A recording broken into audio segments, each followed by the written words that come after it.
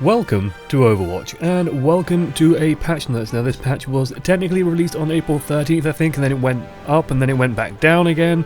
So it's been a bit up and down, but now it's active, it's in the game, and it's being played, and it was what we played in the beta weekend. I've been a little bit delayed with this one just because I wanted to play a lot in the open weekend, just play with the plebs, and see what the plebs thought of the game as well.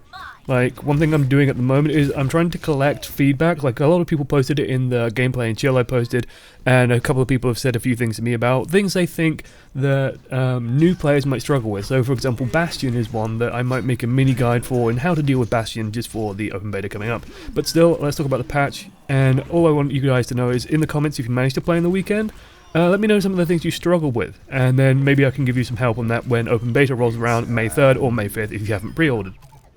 But first things first, what we're going to talk about is the McCree change, and this is an interesting change. There's actually been two big changes, really big changes, to McCree and Roadhog for the same reason basically. So McCree was changed, let's start with him, then I'll explain both of them, to get a increase on his stun duration. It's 0.2 seconds, it's really not much. But on top of that, he's also had an increase in what's called recovery time by 0.2 seconds, and what recovery time is, it's the time after the ability that McCree can shoot.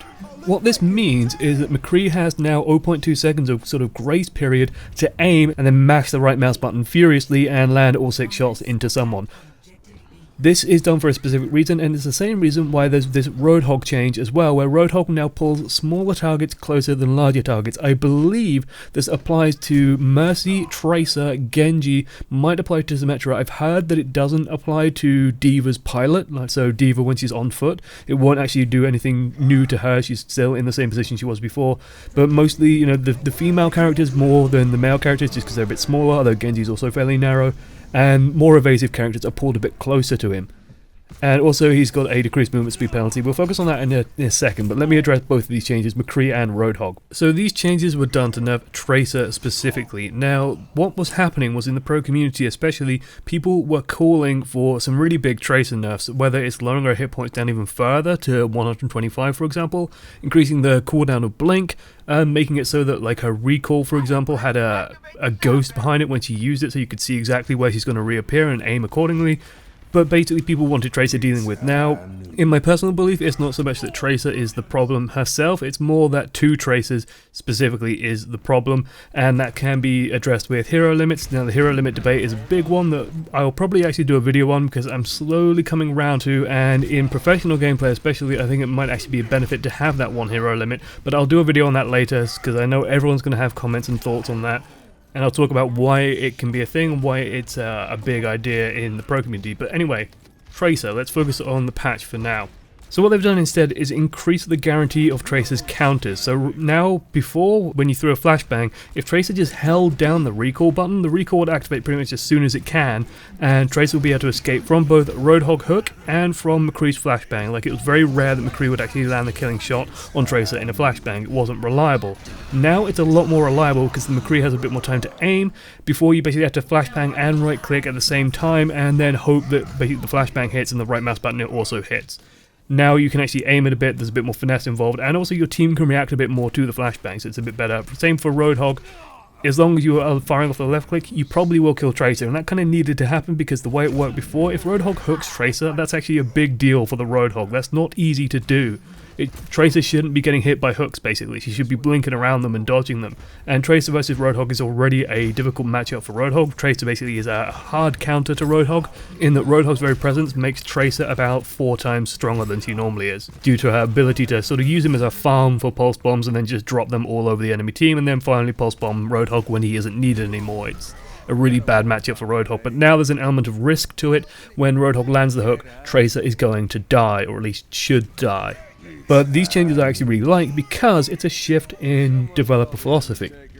And you see this in pretty much any game with, you know, a varied cast of heroes, for example. But what you'll see is the instinct to just nerf things, and nerf things, and nerf things, and nerf things. And that's the easy solution. What they're doing here is just going the other way. They're trying to bring other heroes up a little bit so they're more towards Tracer's level, and I quite like that.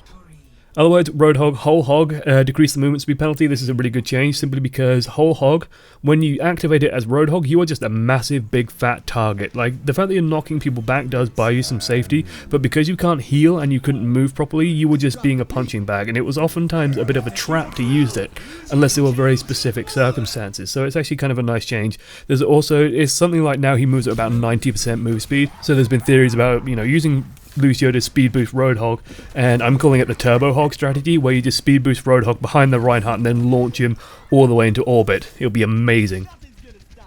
Otherwise, just one more hero balance change, and one that makes me a little bit sad but is completely reasonable. Reinhardt Earth Shatter change. Reinhardt can no longer gain ultimate charge when he uses Earth Shatter, so for the duration that people are stunned, Reinhardt is not going to gain any ultimate charge. It makes me sad because if you stun 4 people and then waded into that just swinging away with your hammer, you'd pretty much have another Earth Shatter immediately, and that's exactly why it was nerfed. It was kind of insane. If you managed to catch the enemy team in an Earth Shatter, you could get a second ultimate pretty much immediately. And this just brings Reinhardt in line with pretty much every other hero in the game now, where you can no longer gain ultimate charge when you are using your ultimate. Makes sense, works with the rest of the game, it's fine.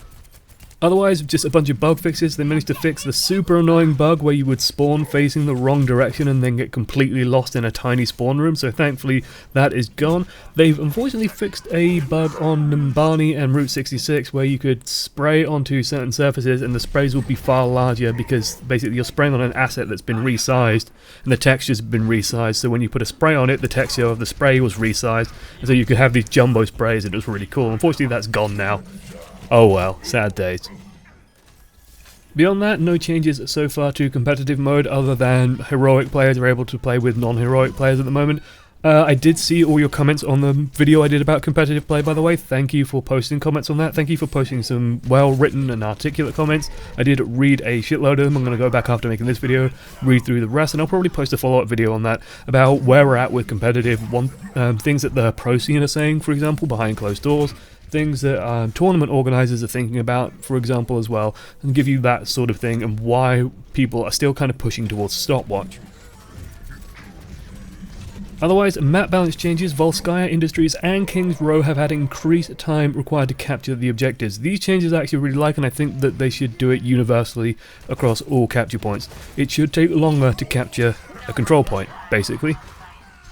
Why? Because the way they have their control points set up, they're divided into thirds. So if you capture 1/3, you will actually retain that 1/3. This means that, in theory, you could take 3 pushes to capture a point and it will be fine. The way it works now, or at least the way it used to work, especially on Volskaya, is you would take the point once and then that's it, you would capture it, and you would win. They need to introduce a way of coming back off that single push. It needs to be like a very decisive win, and then you have to repeatedly decisively win, basically. That's how it works in payload, where to keep the payload moving, you've got to consistently buy space and consistently have victories to open up space for the payload to move into. It's a big part of why, in the competitive scene especially, 2 capture point maps are just not played, because 1 victory is enough to just completely determine the map, and that's why it's very frequently a very one-sided stomp on those maps in particular. Other than that, just some misc bug fixes, nothing too big there, but there's also the last 2 skins I do believe being added into the game, so we will take a look at those just now. So I do believe that the 2 skins that were added were just recolors, and I actually managed to get Jackal in a box. I'm still not sure which one I prefer. Like, Anubis is really nice, but everyone uses Anubis. And Jackal's got some flair to it. It also blends with the sky quite often. But what they've added is Rain Dancer. It is, of course, a recolor, and it's a very nice recolor as well. It's the blue version of Thunderbird. Just, again, really cool skin. Like, this one is just awesome. I really do love it. Also, I love the texturing on this now. Like, it looks like lacquered wood. That makes it look so good. Farah looking fine, girl. And the final skin is, of course, one of the Genji ones. I need to get a decent Genji skin. I'm actually saving up, I think. Although, whether I'll get it before Open Beta, I don't know. But we have Nomad. Which, again, is another recolor of the Bedouin. Bedouin? I'm not sure how to pronounce that. Not going to try overly hard to do so. Again, still wearing garters for some reason. Genji. Just got to get that support. It looks amazing. It looks really cool in game as well. I really do like this one. I think I will get this one if I can. But yeah, that's it for the skins, and that's it for all the skins in the game. I think everyone has 10. So, thanks for watching to the end. I have been Josh, as one voice amongst many, and this has been the patch breakdown for version 28654. An interesting shift in development strategy, just to see, characters' encounters getting buffed rather than nerfing Tracer herself, basically. Toodles.